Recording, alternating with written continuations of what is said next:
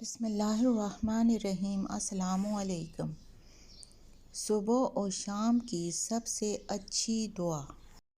بسم اللہ الذی لا یضر مع اسمہ شیء فی الارض ولا فی السماء وہو السمیع العلیم۔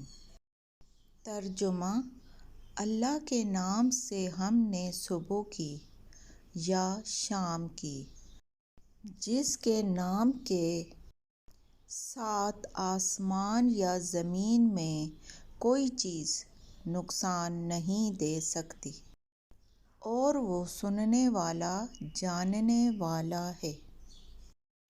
حضرت عثمان رضی اللہ عنہ فرماتے ہیں کہ رسول اللہ صلی اللہ علیہ وآلہ وسلم نے فرمایا کہ جو بندہ ہر صبح اور شام کو 3 مرتبہ یہ کلمات پڑھ لیا کرے تو اسے کوئی چیز ضرر نہ پہنچائے گی۔ دوسری روایت میں ہے کہ اسے کوئی بھی ناگہانی بلا نہ پہنچے گی۔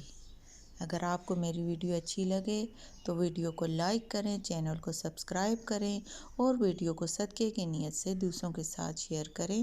جزاک اللہ۔